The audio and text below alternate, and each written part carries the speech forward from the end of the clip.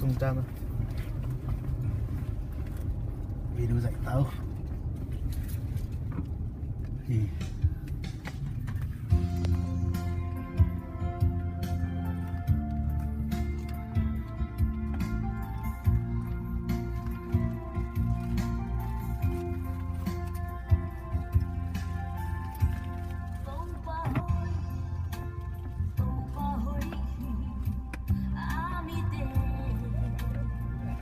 mga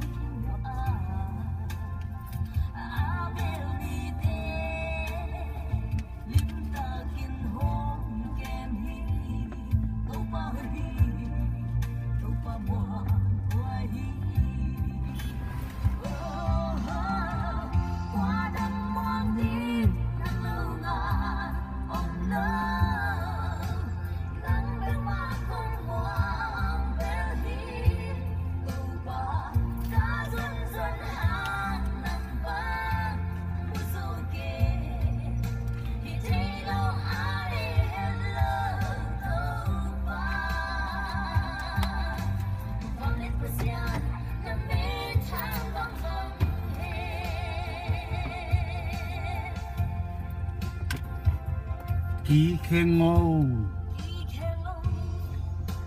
tàu pa hoi na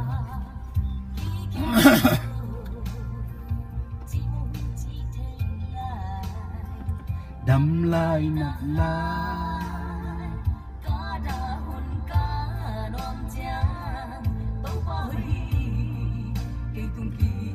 hello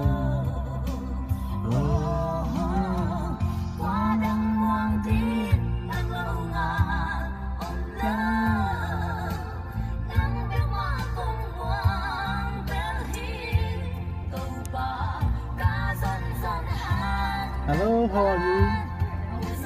Doing good, doing good. Okay, thank you.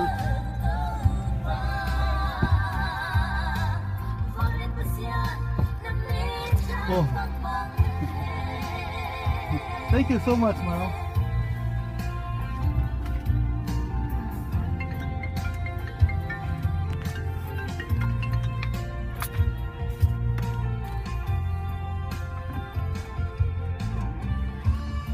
Hello?